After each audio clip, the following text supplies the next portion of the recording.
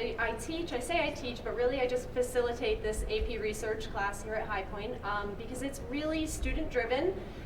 They have been, for the most part, on their own all year. I ask them a lot of questions, they ask me a lot of questions, and we work together to find the right resources, but what you're going to see today is a result of their hard work, their independent research studies this year. So thank you all for taking time out of your day and coming in to see what they have done. They're a little out of order from the original email that I sent because we had to rearrange a little bit. So we're going to start with Mitch Bove and his study of the walking purchase of 1737, followed by Sidney Hill and Bonnie Dong, Grace Musilli, and Charlotte Pagliaro. So, all right, thank you. You're good.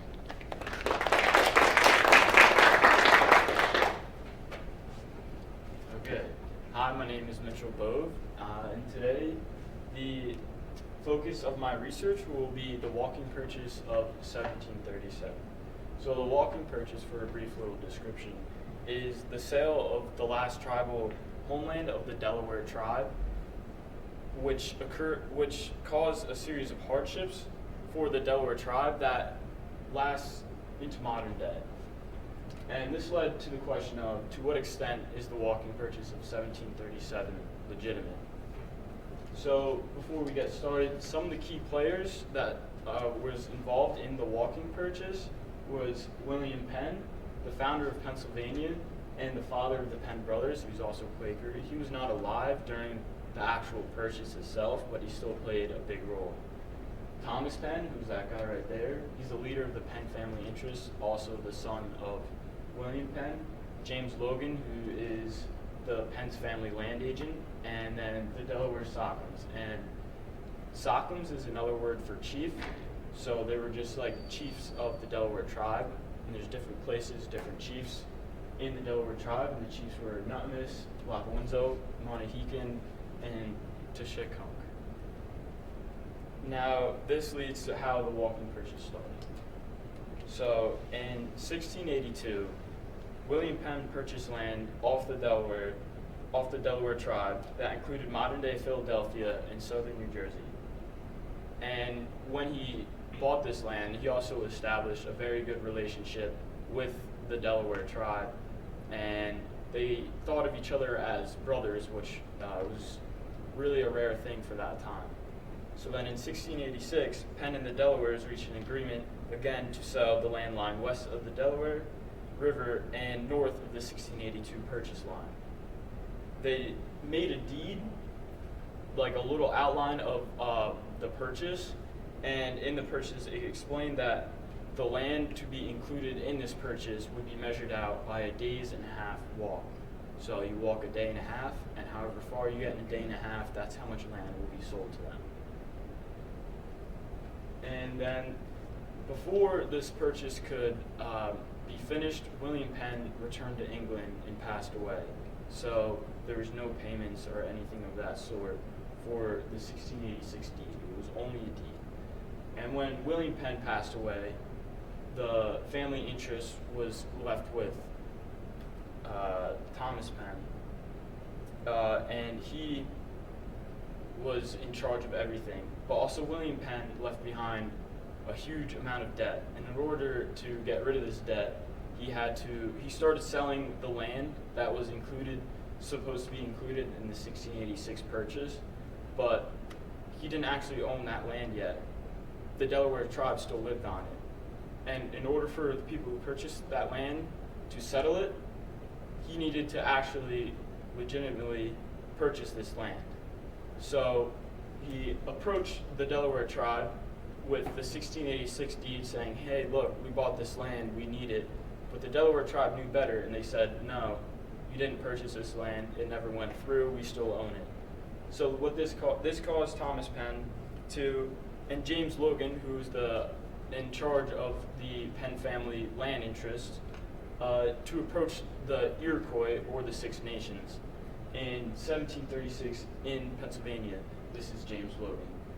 And what the reason for this was, the Iroquois tribe was cousins to the Delaware tribe, and also any diplomatic relations with the Native Americans, usually Pennsylvania, as a colony, and they approached the Iroquois because they were in charge of a lot of things going on. So in 1736, they approached them and they asked them to kind of take charge of the Delawares, but the Iroquois always recognized the Delaware tribe having ownership over the land they wanted to purchase. But through manipulation and intoxication, the Penns got the Iroquois to sign over the ownership of the Delawares to Pennsylvania, since Pennsylvania needed the ownership in order to purchase the land. And according to the American Bar Association Guide to Consumer Law states that if the signer of a contract was clearly intoxicated and the other party was aware and proceeded to close the contract, it is therefore void. So this shows that before the walking purchase, the walk or the purchase even took place, there was already fraudulent proceedings going on, which would mean that the walking purchase really isn't that legitimate. And this is before the purchase even took place. So now that that was out of the way, Thomas Penn and James Logan were ready to move on with the purchase, and they approached the Delaware Sockham Lapawinzo and coaxed them into agreeing to the purchase. So Penn now just needed to get the rest of the Delaware Sockhams to agree. And how they did this was they brought up the goodwill of William Penn, saying, hey, listen, we had such a great relationship between you guys and William Penn, we need to reestablish that. And also what he said was, they showed him this map made by a Scottish lawyer, Andrew Hamilton, who's right here. And in this map, it was made specifically to look like that they only wanted to purchase the land up to Tohickon Creek, which is located about right where that dot is, kind of across the river from Trenton, New Jersey. And the Delawares were willing to sell that land. But this map, if you read the words on the map, it actually shows that they were looking to purchase way more land than the Delawares anticipated. But the Delawares would not have known this, because considering that they were illiterate in the English language, so they wouldn't have been able to read the words on this map, and it's a really crude sketch of a map, so they wouldn't have been able to figure this out. And again, according to the American Bar Association Guide to Consumer Law, this is called false pretenses, which makes the contract voidable, again, strengthening the notion that the walking purchase is not legitimate. So now for the Penns, the only part of the purchase left was the walk. So the day and a half walk started on September 19th, and the Delawares thought that this walk was going to be a leisurely walk through the woods, stopping from time to time to talk, eat, and just taking their time walking. That's what they thought, that's what they agreed on, and that's how it would have been done in their culture. But the Penns had a different idea. They got 3 of the fastest runners in the land, and they were Edward Marshall, James Yeats, and Solomon Jennings. So when the walk started, instead of walking, these guys sprinted. That because in a day and a half, figured you cover much more land sprinting than walking. So before the walk was over, Jennings and Yeats gave up. Jennings, I'm pretty sure, passed away a few days later due to overexertion, and Yeats had health implications for the rest of his life because of overexertion. And then as it started and they were running, the Delawares were like, hey, we didn't agree to this, and they cried fraud before the walk was even over. And the walk ended on the second day at noon, and the purchase encompassed twice as much land as the Delawares anticipated, about 12,000 square miles, roughly the size of the state of Rhode Island. And so the Delaware tribe living in all this land were forced off their land and had to move away. And any of them that stayed, the Iroquois tribe came and forced them off the land due to the 1736 agreement, because they were technically in charge of them now. so they were forced away, and anyone who still stayed, their houses were burned or they were killed. So the method of my research was historical research, and this included both primary sources and secondary sources. So an example of a primary source is a treaty of friendship held with chiefs of the Six Nations at Philadelphia in September and October of 1736, otherwise known as the Treaty of 1736. And some secondary sources was the map that reveals the deception of the 1737 walking purchase, which is written by Susan Coulter, who is a historian from Lehigh University. Some limitations of my research were primary sources were not accessible due to location and time restraints. There's these things called the Penn family papers, which is kind of like a log that the Penn family made back then with all their dealings and stuff. And the only place they are located in the Historical Society of Pennsylvania, which is in Philadelphia. And I tried reaching out to get them, but with the time and everything due to research and when these be handed in, I just couldn't access them.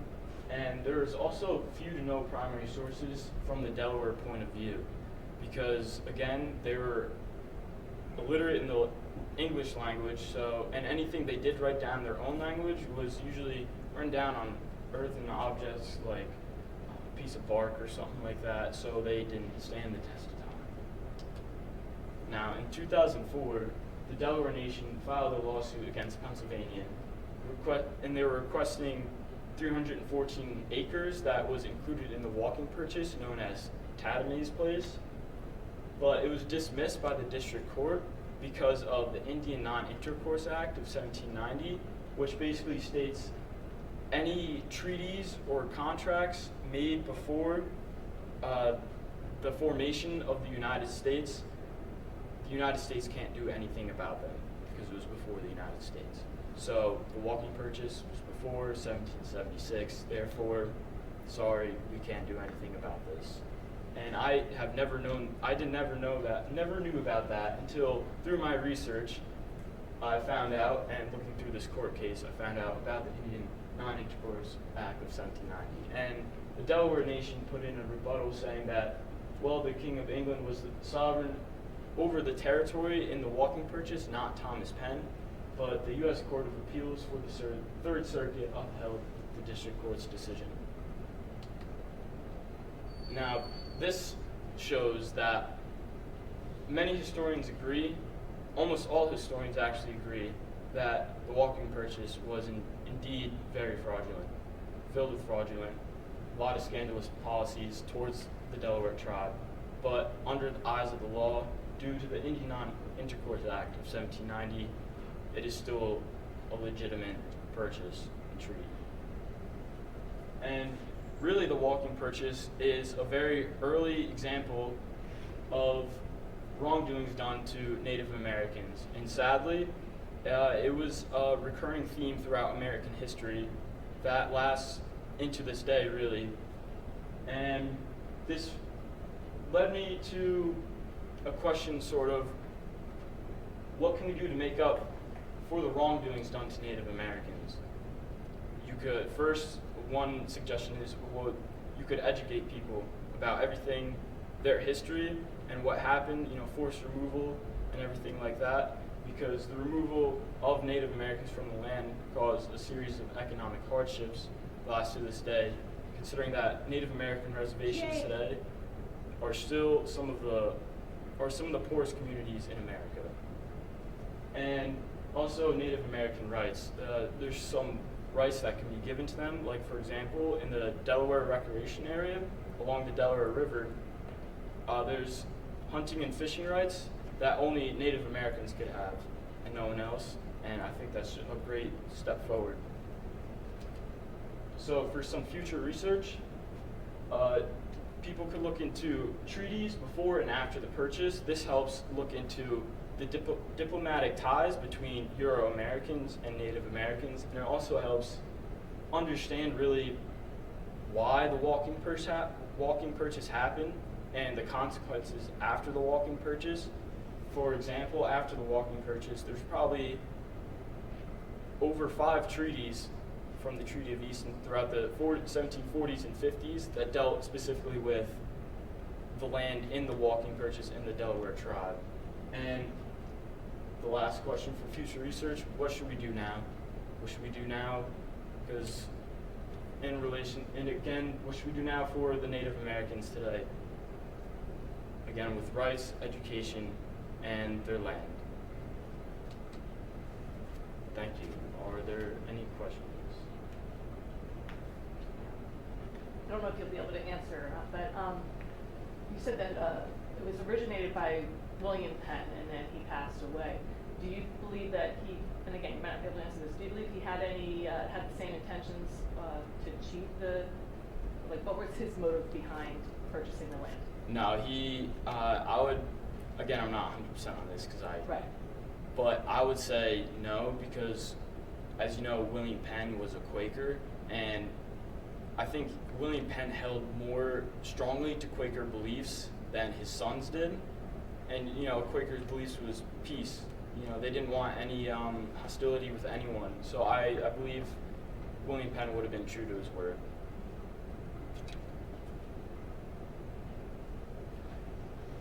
The dispute that was settled by the court as a result of that 1790 was a law. Would the Indians have recourse, the ability to sue, bring their suit to a different court, an English court, for example? Do you think they'd be able to do that?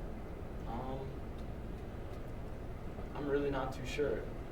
Maybe, I don't know. That's a good question. Yeah, future. Yeah, what should we do now? Future Only get research. them those 341 acres. Yeah. But you mentioned the American Bar Association a few times, which enlightens us that by contemporary legal standards it was unethical. What was the governing rule, or was there any sense of legal parameters that were being followed at that time or should have been followed? Because the Bar Association ethical norms are probably contemporary, right? So what law at the time may have existed which should have guided this and should have been adhered to? So there's, back then with dealing with how Euro-Americans dealt like diplomatic ties with Native Americans, they had a very specific set way in meetings and stuff, how they made treaties and compromises. Like first everybody would introduce themselves, usually it'd be like around something like a fire or something like that, and they would exchange wampum belts, meaning to a Native Americans a wampum belt shows a very big sign of respect and things like that. And they followed a series of not rules, but instead more like tradition, and they followed these. So every time they had a conference or a meeting or anything like that, they followed these. But the walking purchase in 1736 and 1737 was the start of a deterioration of that. So that's why I think they started to get a little like cheated more. You know, they obviously didn't have the American Bar Association back then and whatnot. And I'm sure there was English law that guided things, but there was a very set, specific way how dealings with Native Americans was done. How do you think, if you had access to the pen papers that you were talking about before, do you think that would have really supported your, and you just said this right now, that you think William Penn's position about peace and maybe not necessarily going after the additional acreage of land like his sons did, do you think that would have, having access to that, do you think that would support what you're saying and help support your paper, or do you think you would have found something contrary? I mean, there's only one real answer to that, only if I had access to them. But seeing, because also Penn's notes and diaries and stuff was in the Penn family papers, you know, that he kept. So maybe analyzing through them, it could mean either way, but I really think that he wouldn't have been as interested in cheating the Delaware tribe.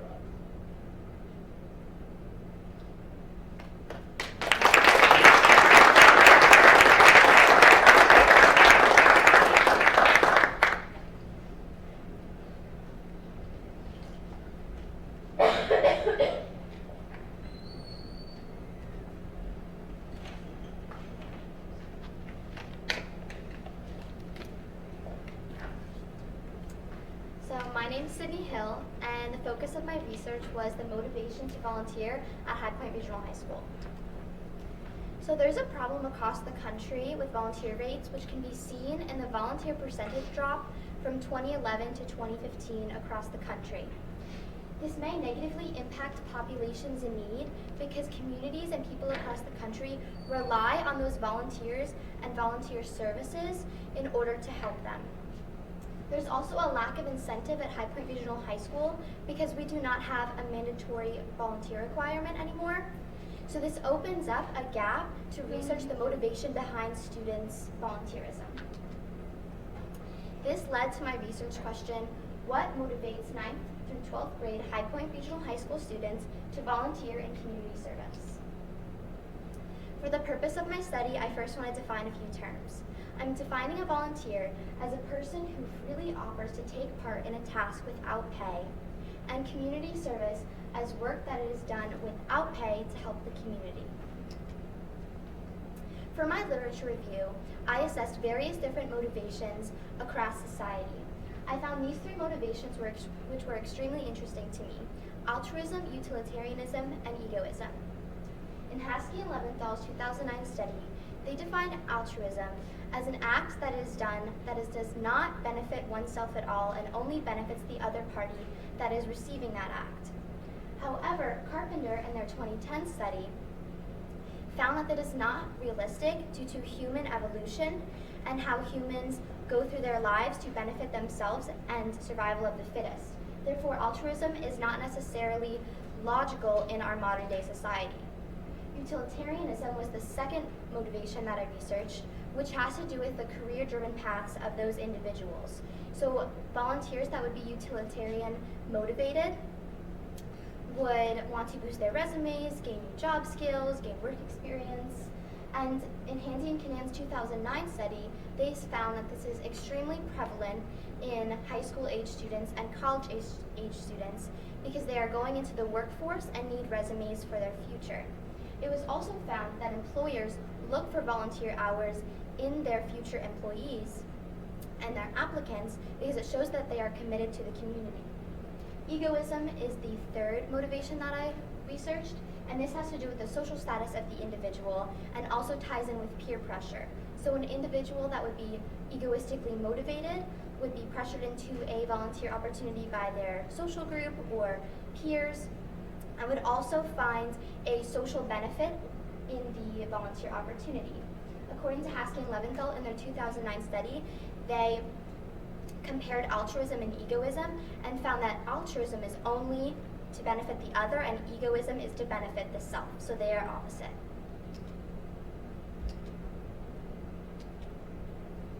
I also looked at mandatory community service and how it relates with high school volunteerism. Karen Gallant, a researcher at the Waterloo University College Department of Economics, found that mandatory community service in high schools defeats the purpose of volunteering because it is no longer a voluntary action and it is now a requirement for the student.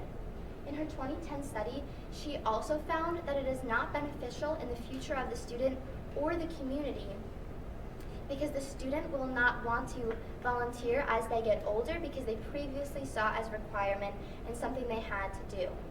However, the School Superintendents Association, which enacts mandatory community service requirements in their schools, argues that mandatory community service instills valuable leadership skills and good character traits in their students that they need to promote their lives. However, the professional conclusion is that mandatory community service does not help the community or the student, but rather hinders those volunteer rates across the country and society. For my method, I chose to use a survey because it was the most feasible way to contact my population and get information back the quickest way. After I collected my data, I correlated it with Google Sheets and used one base variable multiple choice question to correlate with the other multiple choice questions. After correlating my data, I used a qualitative analysis to look at general trends throughout my data and not look at the percentages, which would have been quantitative analysis. For my method and for my survey, I went through an IRB board which assessed the ethics of my survey. I then decided that I wanted to distribute my survey through the physical education classes because every student at High Point has to take a physical education class, so it was the most feasible way to contact my population. I emailed the athletic director, who is in charge of the physical education curriculum and teachers, and he helped me distribute the survey to all of the students and all of the teachers. However, the survey was not mandatory, so they did not have to participate in it.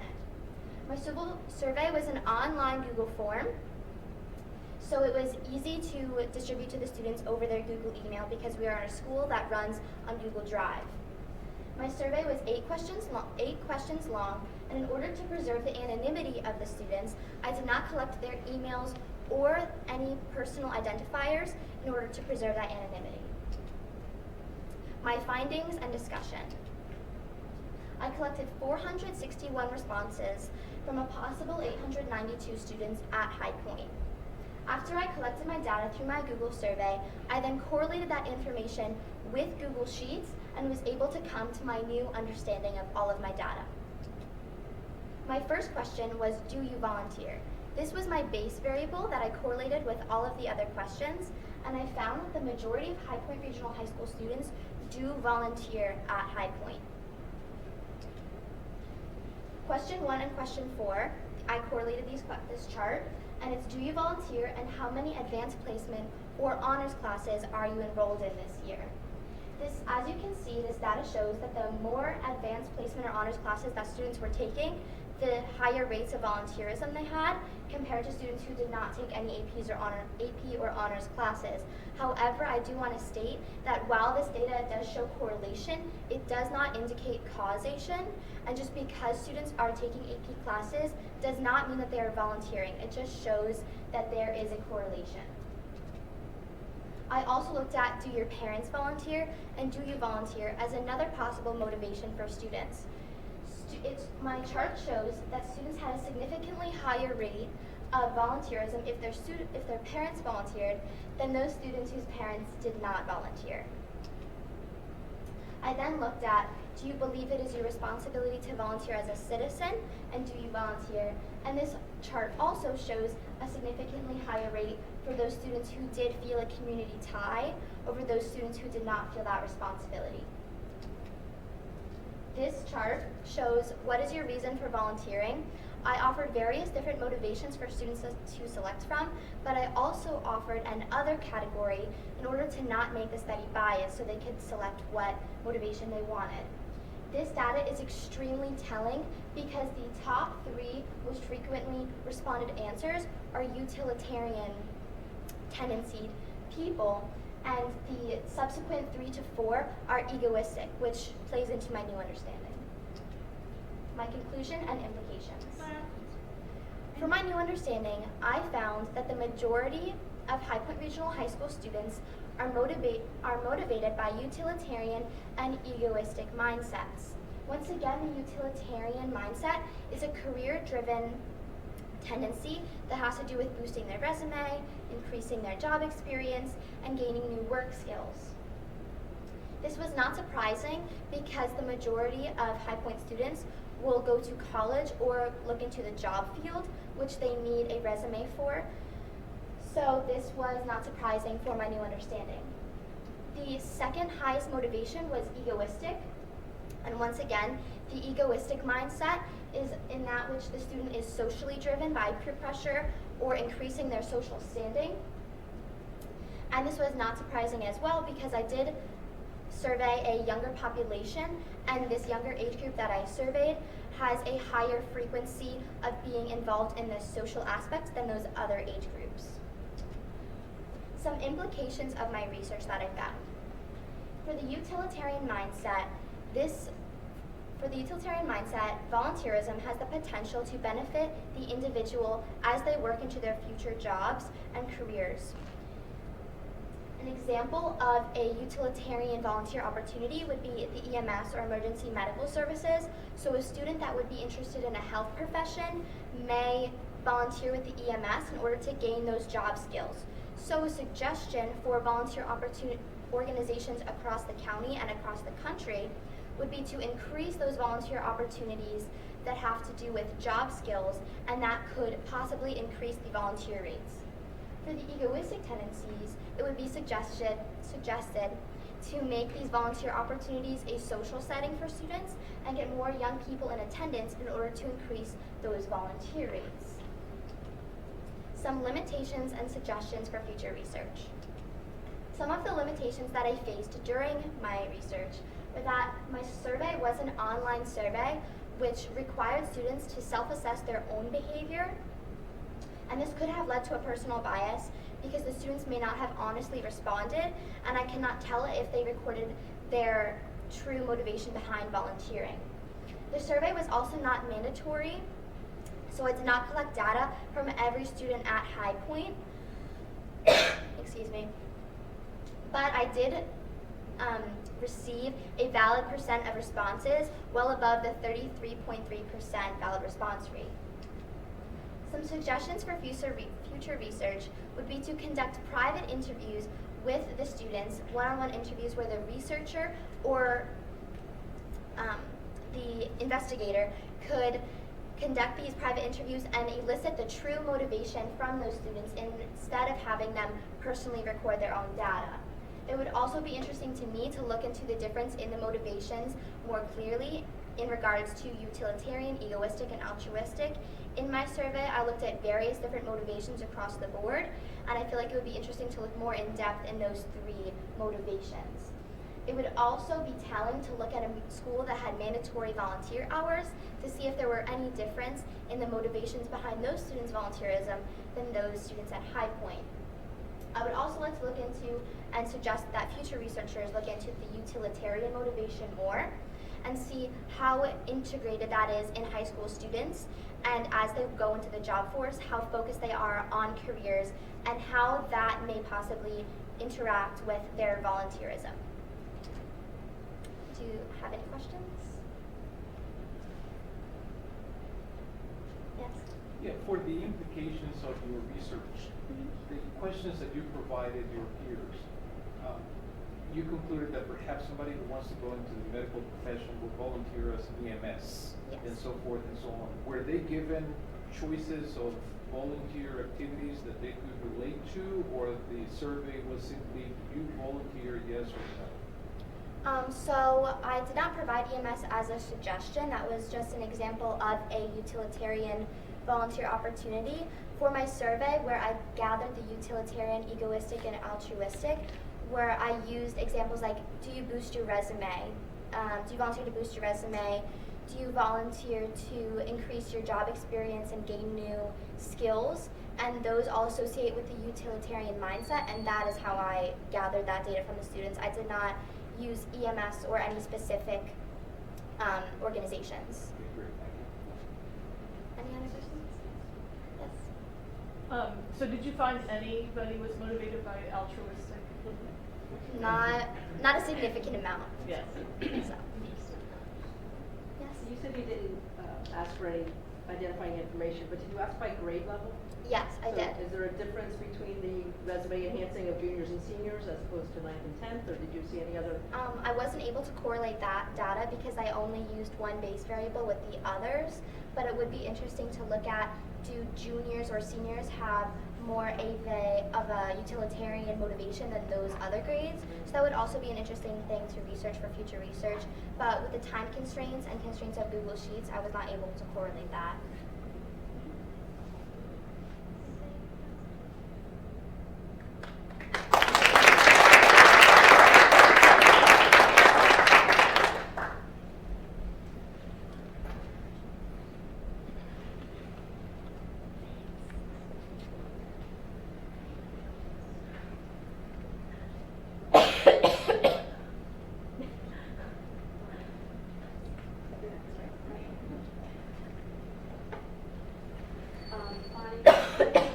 going to have the bell interrupt you. Okay. A heads up. Hello, my name is Bonnie Dong, and the focus of my research is the influence of lifestyle factors on the varying amount of sleep deprivation experienced by students who attend High Point Regional High School. So sleep is a multifaceted part of life, and it's crucial for optimal learning and performance. According to the National Sleep Foundation, adolescents aged 14 to 17-year-olds need at least 8 to 10 hours for it to be considered adequate amount of sleep. However, 2/3 of teenagers nationwide report sleeping only less than 7 hours. This results in sleep deprivation, which is a condition that results from the lack of adequate sleep. According to a study done by Peruthi in 2016, she reports that the consequences of sleep deprivation results in the increased risk of accidents, injuries, obesity, and depression. Hence, this illustrates the detrimental effects that sleep deprivation can have on the body of adolescents. Whereas the National Sleep Foundation reported on teenagers nationwide, the gap in my research focuses on students at High Point Regional High School.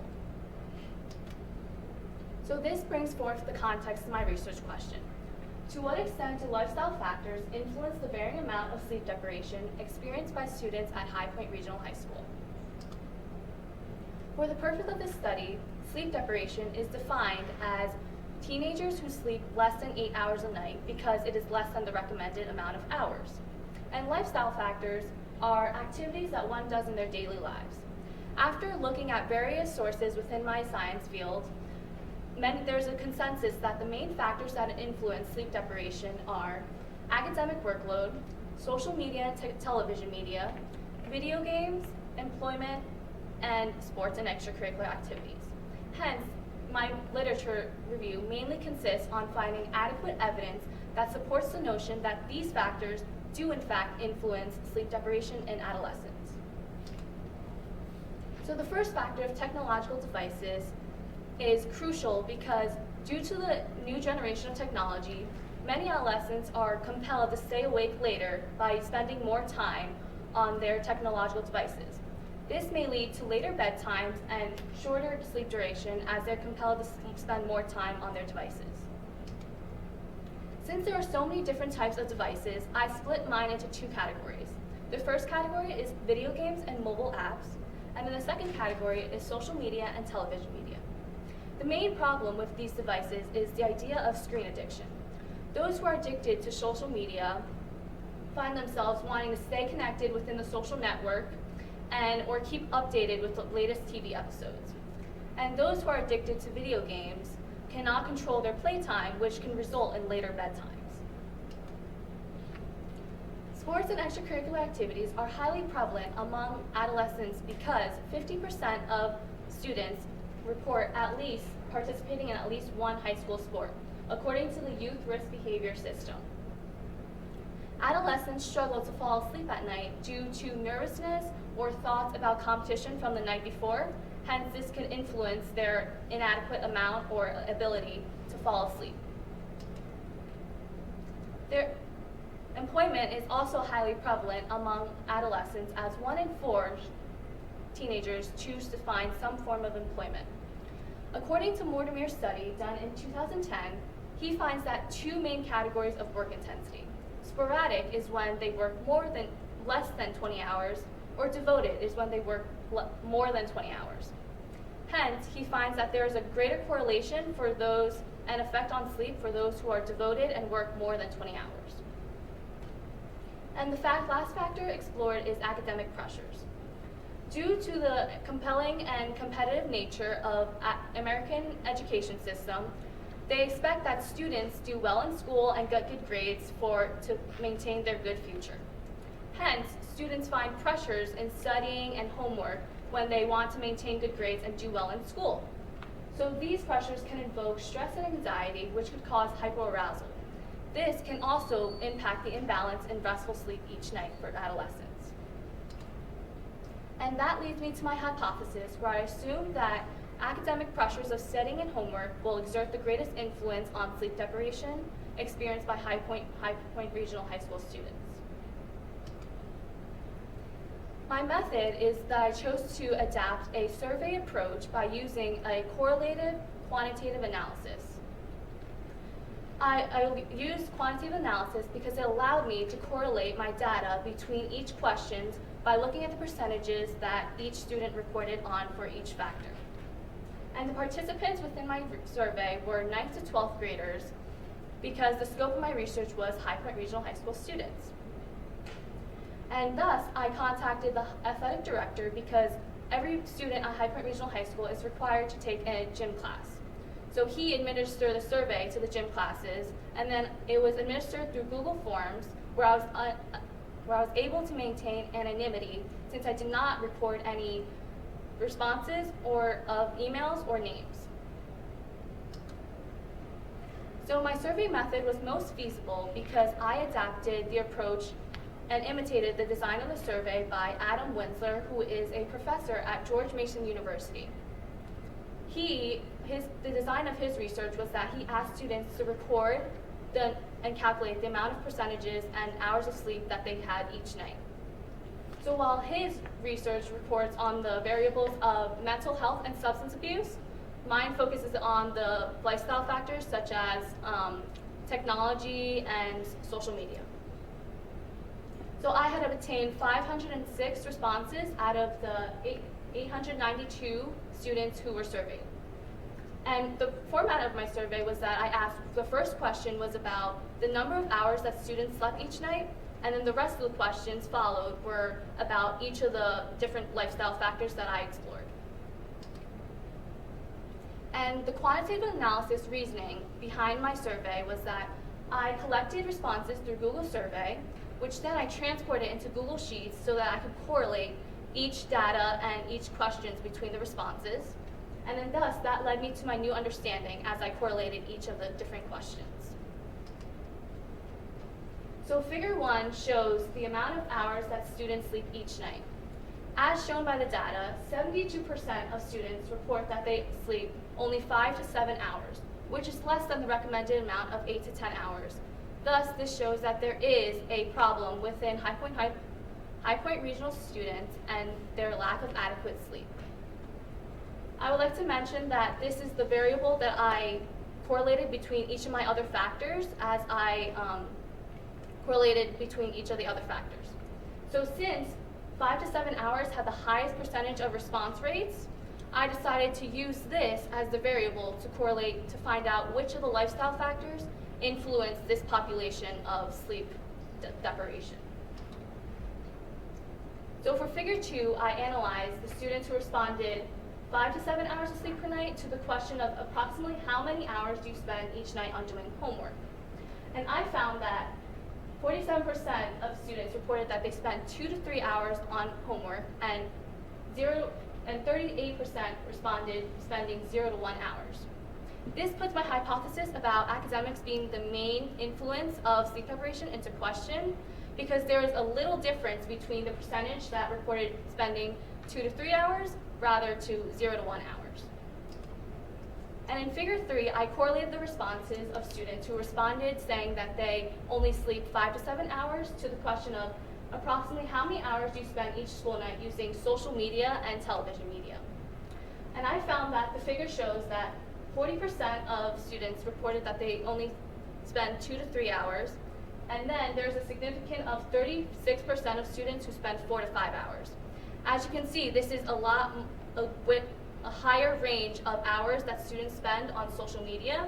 Hence, this leads me to my conclusion that social media may exert a greater influence on sleep deprivation than homework, since that range was only around 0 to 3 hours.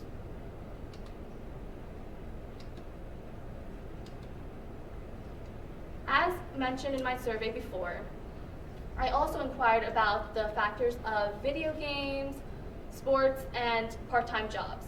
However, these charts were inconclusive to my analysis and did not affect any part of my new understanding, as the charts mainly show that students spend 0 to 1 hours on each of these factors. Hence, this brings forth to my new understanding, where it is evident that most students spend 5 to 7 hours on sleep each night, which is under the recommended hour of 8 to 10 hours. So this shows that there is a prevalence of sleep deprivation among high school students. And my hypothesis about academics being the main factor that affects sleep deprivation is questioned, as there is little difference among those students who spend 0 to 1 hours and those who spend 2 to 3 hours. And my main conclusion was that social media may exert the greatest influence on sleep deprivation and adolescent sleep because most students spend 2 to 3 hours on and 4 to 5 hours on social media. So some implications of my study is that it does bring forth awareness that there is prevalence of sleep deprivation among High Point Regional High School students. And this also may implicate students to choose to reflect on their lifestyle choices as they are aware of the conflict of sleep deprivation. And experts in my field of medical research can acknowledge that there is an influence on various lifestyle factors on sleep.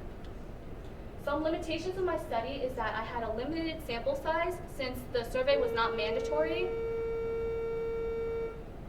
Hence, I did not get the entire responses from an entire school population. However, I did achieve a 33% response rate, so it does adequately represent high school population. And the survey was self-reported, so there is a high possibility or chance that there may be some personal bias when asking students to reflect on their own behaviors and calculating the amount of hours they sleep per night. And my future research is that I think that it would be more beneficial if experts use to conduct private interviews between students so that they can get a more honest or adequate response for the main lifestyle factor that could influence sleep. And I think that it'd be interesting to focus on research just on the factor of social media, rather as my research where I focus on different kinds of factors. And the last future research recommendation is to look for possible ways for students to remedy the effects of sleep deprivation, as you can see that there is a high prevalence of sleep deprivation in high school students. Thank you.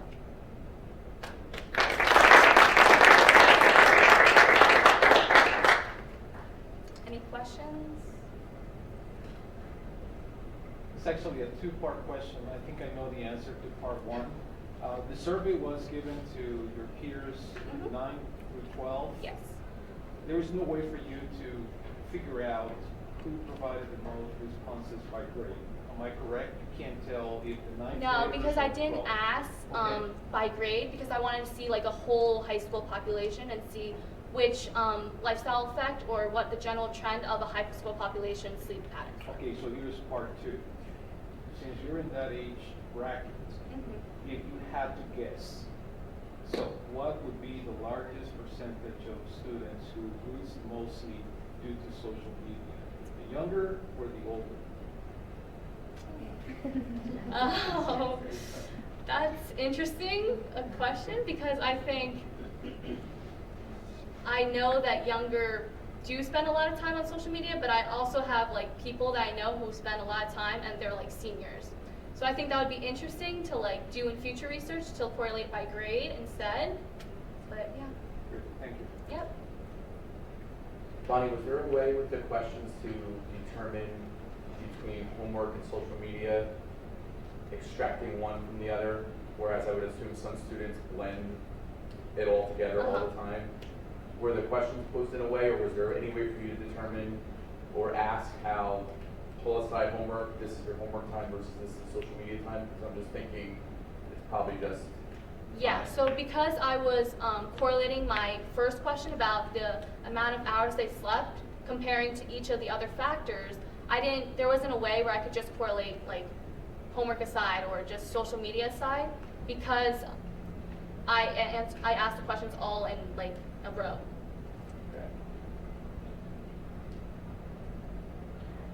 What was your research again about the video games? There wasn't really anything conclusive. The time that video gaming. Oh, yes.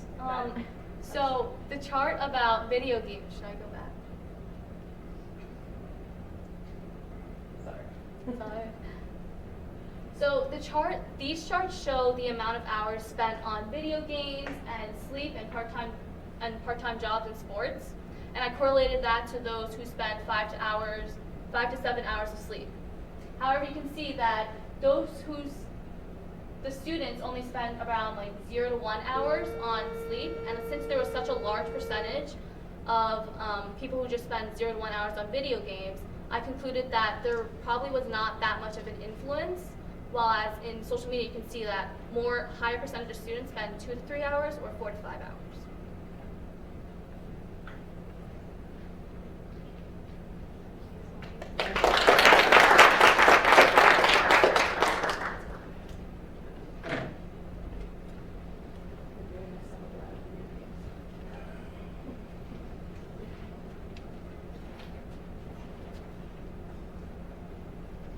Hi, my name is Grace Maselli, and the focus of my research was the impact of civics education on 12th graders' political efficacy in Sussex County, New Jersey.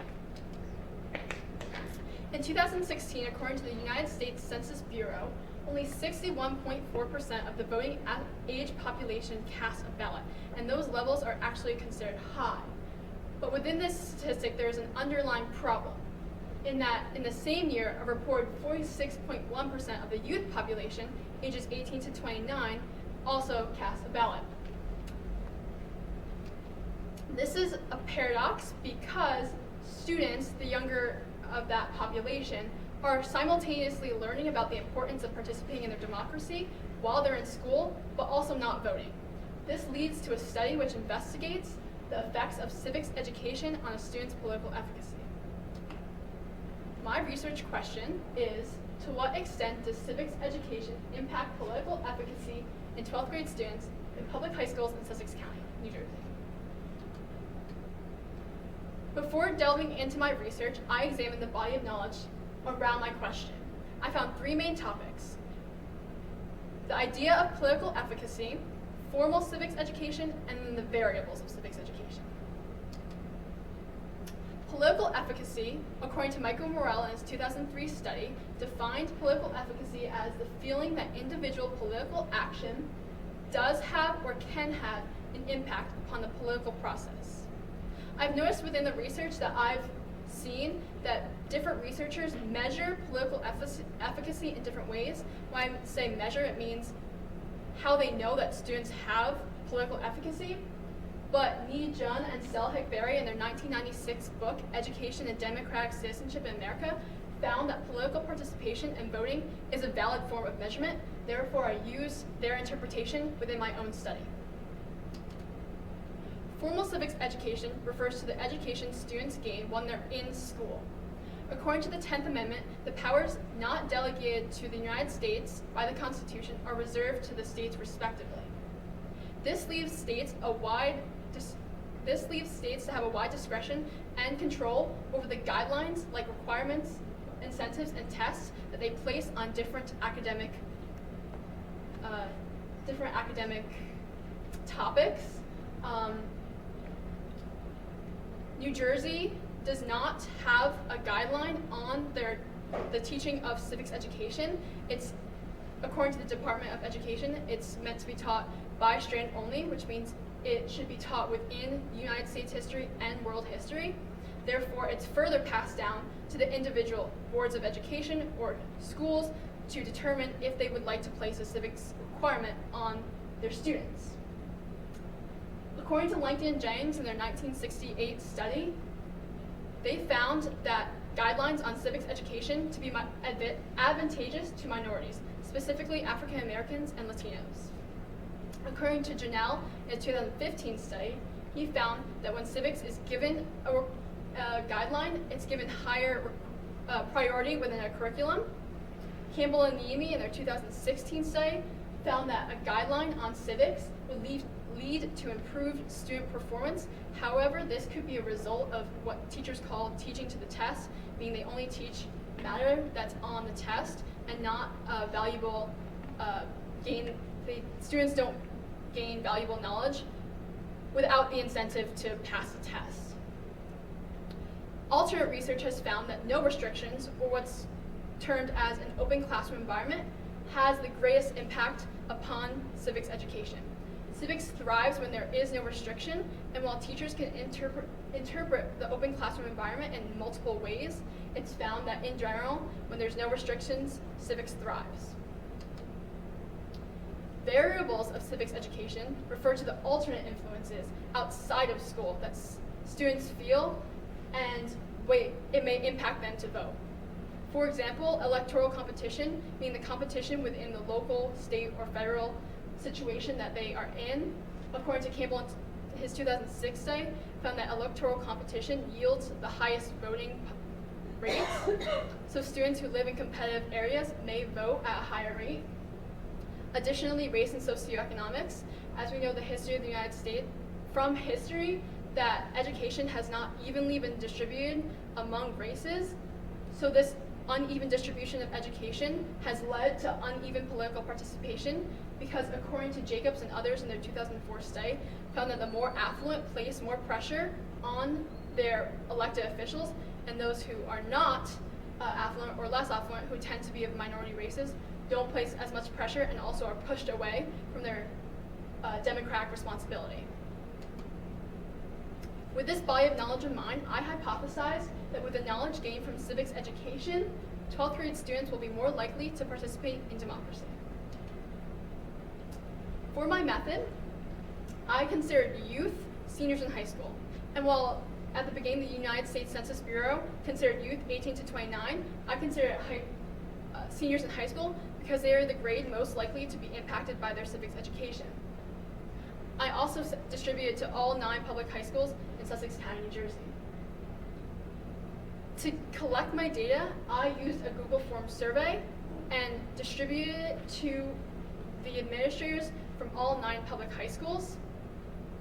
While this was a limitation because I'm not sure each student had the access to the survey, it was the reasoning for distributing it and leaving it up to the administrators to distribute was to preserve anonymity so that they can participate if they choose to. It should also be noted that my survey was separated by age, those who had the previous opportunity to vote or those who were over 18, and then those who are under 18 and have never had the opportunity to vote. The purpose for this was to see if there was a difference in age groups. However, you will see in a moment that there was little difference. I chose a survey because I'm conducting a needs assessment research which addresses the gap between the current condition, which is civics education, and then the goals or the outcome of that current condition, which is increased political participation. A survey also allows for self-reflection. While I could have chosen personal interviews, I wanted my research to represent a voting population. Therefore, I chose a survey because it reached a wider audience. The first set of results are the response to the question, with the knowledge I gained from my civics education, I'm going to make the choice to vote. Simply, this examines the extent to which civics influence a student's choice to vote. As you can see, as depicted by the blue, which is agree, and yellow, strongly agree, that the majority of these students feel civics influence their choice to vote. The second set of results is a correlation between the question we just looked at and then the question, do you plan on voting in the next election? For the purpose of this study, I included the graphs that strongly support the overall trend of this correlation. So as you can see, I included the population that felt somewhat unlikely, somewhat likely, and extremely likely to vote in the next election. The blue represents those who agree, the yellow represents those who strongly agree, and again you can see the majority of the population feel that civics influence their choice to vote or not to vote. The third set of results is a correlation again between the first question we looked at that examines the extent to which civics influence their choice to vote and the average number of civics classes taken by each student. I gained that information by asking the question, what classes have you taken or are currently enrolled in? I took that qualitative data and turned it into quantitative data using Google Sheets, and then took the mean or the average of the populations. And you can see that those who strongly agree that civics influence their choice to vote, on average, take a higher number of civics classes compared to the people who strongly disagree that civics did not influence their choice to vote, who took, on average, a smaller amount or less amount of civics classes. This leads to my new understanding that civics influences a student's choice to vote. We know that the amount of civics classes positively influences a student's choice to vote. However, it is unknown if the content of the civics class affects the student's choice to vote. So therefore, my hypothesis is neither confirmed nor denied because it is unknown if the content positively or negatively affects a student's choice to vote. There are some limitations within this study. The phrasing of the question, I'm going to make the choice to vote, which was the question that we first looked at, forgets the population that isn't going to choose to vote. The phrasing of the question, I'm going, could have skewed the data because students could choose not to vote or plan not to vote. There are also options within the survey, like as likely as not and I never plan to vote, that were not needed for the purpose of this correlation and could have been omitted altogether. There are several implications from the new understanding that I gained from my research. Because there is no civics requirement within New Jersey, within our specific Board of Education, schools within Sussex County might want to implement a civics requirement, knowing that civics does influence a student's choice to vote. We also know that the quantity of civics education positively affects the student's choice to vote, so schools might want to offer more classes or more electives that would promote civic engagement. My suggestion for future research is to research the alternate domestic influences that we mentioned in my literature review, such as race, socioeconomics, and parent education, that might also contribute to a student's choice to vote. Thank you. Does anyone have any questions? Can you just clarify one thing? So you mentioned that the more civics courses they took, but they weren't taking civics since they don't offer civics. Were those like AP courses or electives? Or? So the question I asked was, what classes have you taken or are currently taking? And I offered only civics classes. So they chose a series of civics classes. So the question only correlates the civics classes and doesn't take into account any other like non-humanities classes. Gotcha. Thank you. Just for curiosity's sake, how many total students were surveyed and how many responses did you receive? Good question. There were about 1,500 students within Sussex County. However, I only received about 400 responses. So due to the 33.3%, it was not completely valid because I didn't gather enough responses for the total population, but I did gather about 400. Did the administrators of the other high schools give you any kind of a reason as to why their participation may have been lower than expected? So within my survey, I did not ask what school are you enrolled in to preserve anonymity. Some schools I know did not respond to the email that I initially sent that said, here's my survey, can you participate? There were 2 schools that did not. So I don't know why they did not choose to participate. I don't even know if they did. They could have participated without informing me. But there was no reason why some schools participated and some schools didn't. Also, the administrators had the discretion to give out their survey to the teachers that they wanted, and the teachers had the discretion to give out to the students that they wanted. So they could have distributed them in a number of ways. I'm not sure of that. And that could have influenced how many students participated from each school. Great.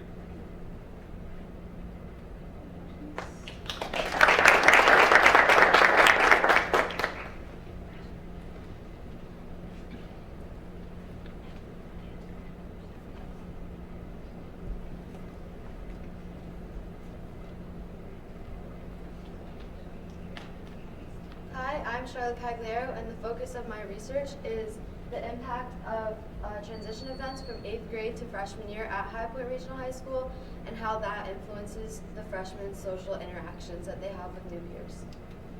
So when I began my research, I wanted to focus on something in the education system because I've always had an interest in education, and more specifically, students and how they react when they're put in this system. So for the focus of this research, I gravitated towards the freshman population because I wanted to see how they adjusted to the transition from middle school to high school. And when I first began my research, one of the first bodies of knowledge I came across was a study by Barbara Newman, who has a PhD in developmental psychology, and she stated that many students experience social disruptions in their support systems during the transition to high school. And to back this up even further, a study by Professor Amy Langenkamp at Notre Dame noted that these disruptions can cause students to have difficulty when initiating new relationships.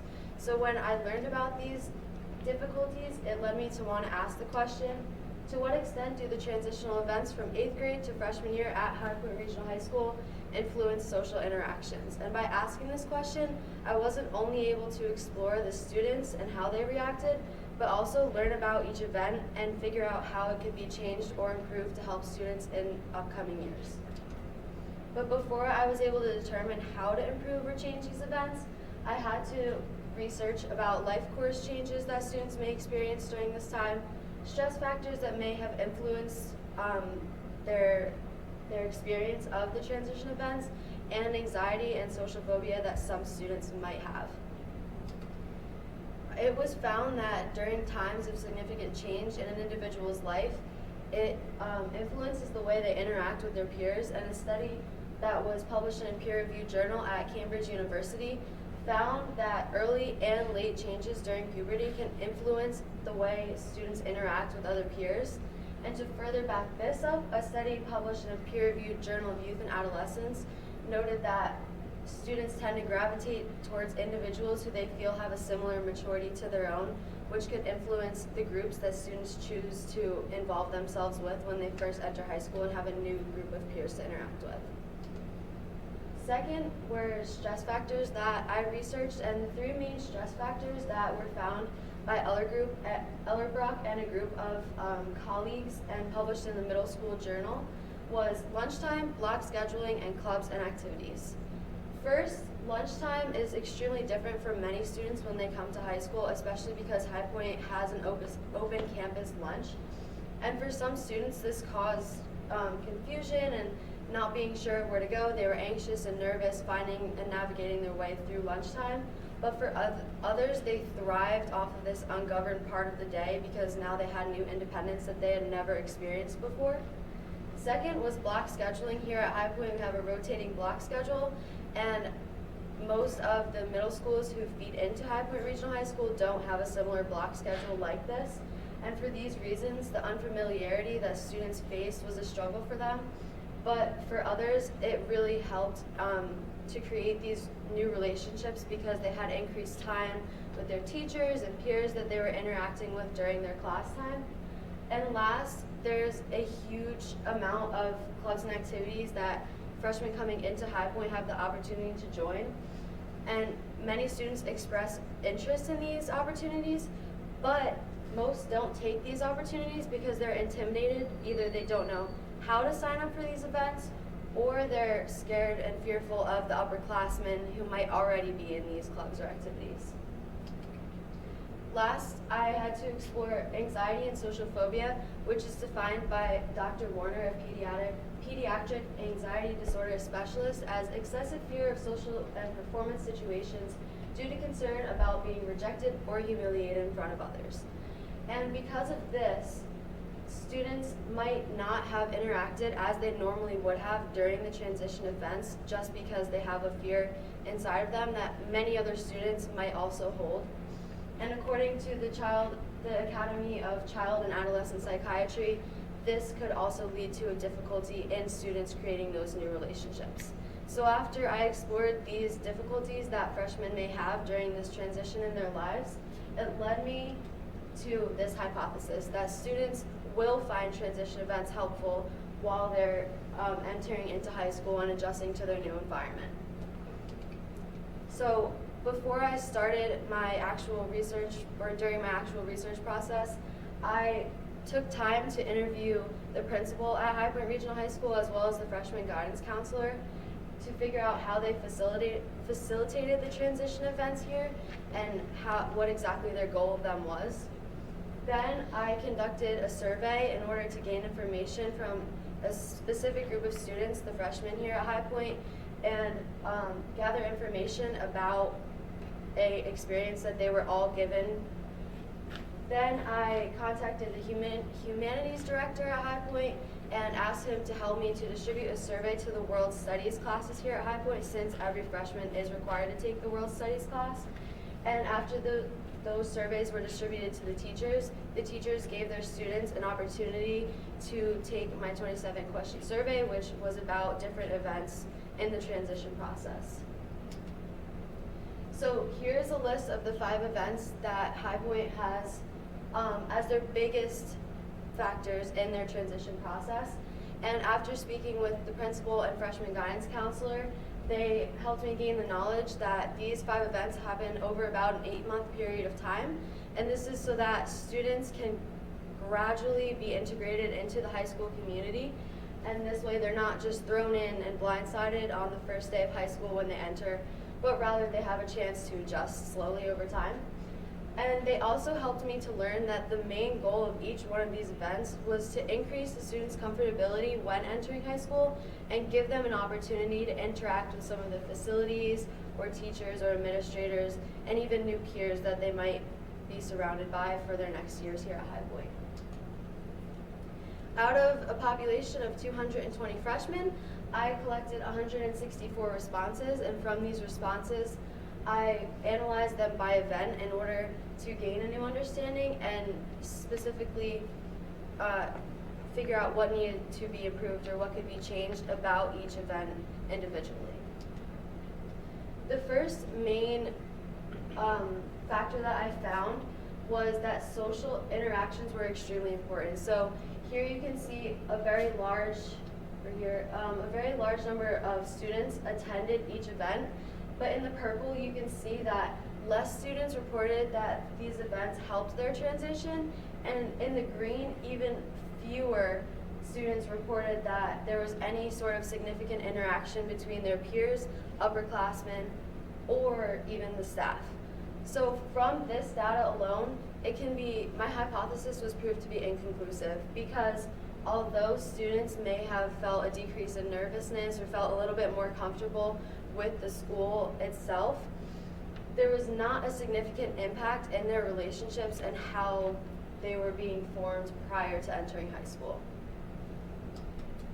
Second, the 8th grade picnic and freshman orientation, which are both designed for students to help create relationships and make connections, were found to be the most successful.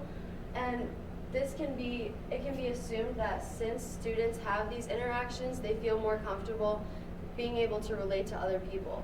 And you can see that there's a connection between the interactions the students had and the overall success rate of the transition. But it is important to recognize that correlation doesn't always equal causation, but still that there was a benefit that the students felt they received from interacting with other people. And last, the 8th grade tours and the student panel were the least successful events overall. And a large portion of students did attend these events, but there was an extremely low number of social interactions happening. And because of this low amount of interactions happening, the event failed to create relationships for even a quarter of freshmen.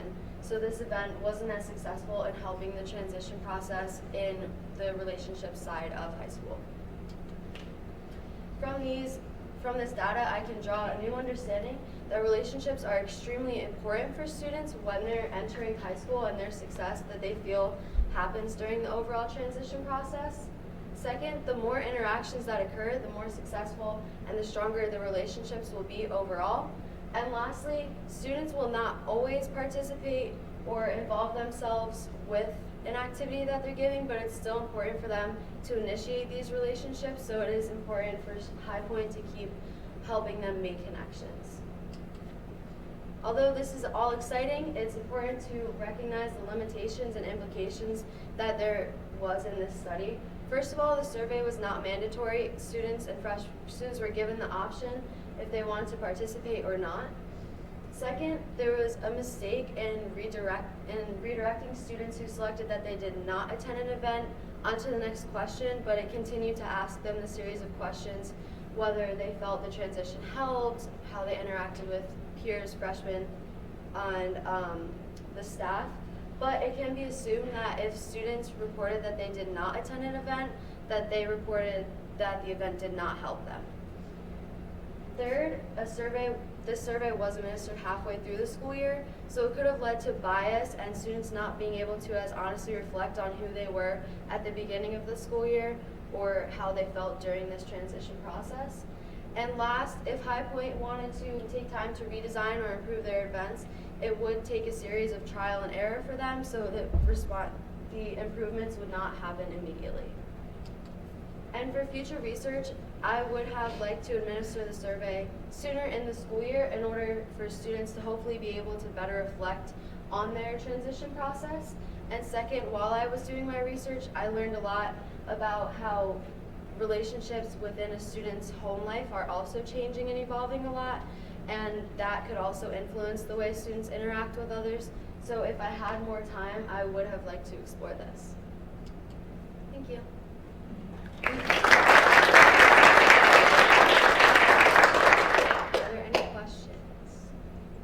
So Charlotte, even though you'll be done with the AP research in a couple of weeks, would you be interested in administering your survey to next year's incoming class in the beginning of the school year in order to gain additional understanding? Yeah, I actually would, because I think it would be interesting to see how the students feel this year and reflecting sooner if it still matches up with how it is this year. I also would be interested if Mr. Talame or Mrs. Frisbee wanted to have a conversation about things that could be improved or changed for the transitions. Yes, yes. Something that I noticed in your last slide that I was thinking about, the family guidance per se. And I know it doesn't apply to everybody because you may be an only child and maybe your older sibling attended a different high school, but without knowing what kinds of questions were in your survey, perhaps another variable that could be taken into account is, do you have an older brother or sister who went into high school before you, and did he or she help you transition from middle school into high school? I benefited from that.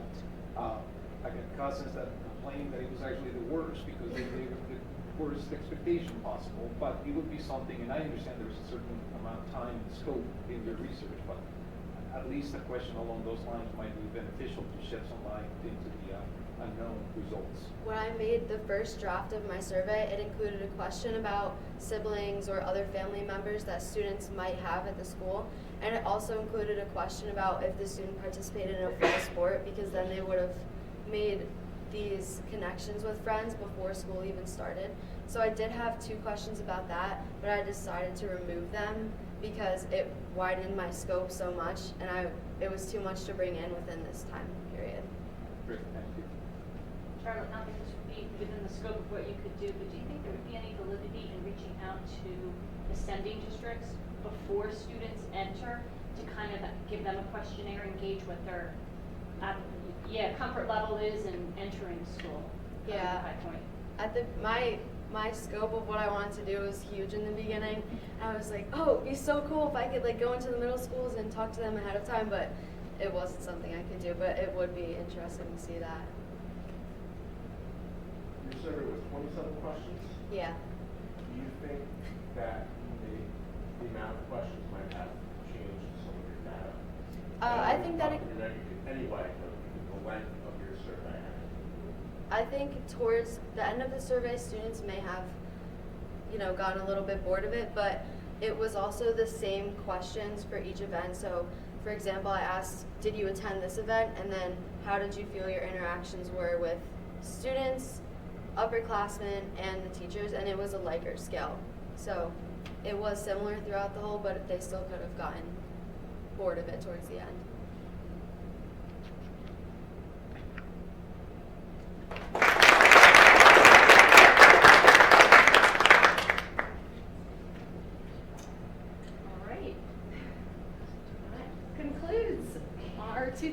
2019 research presentations.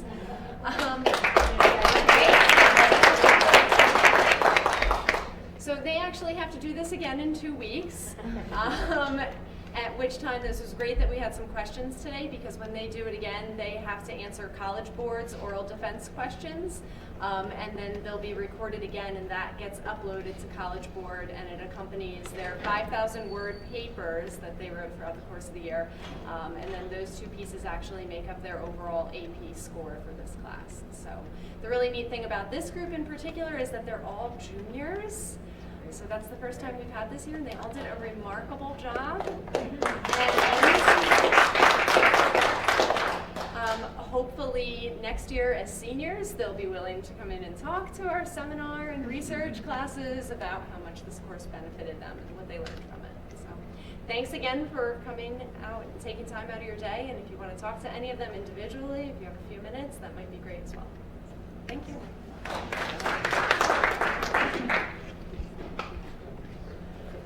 Yeah.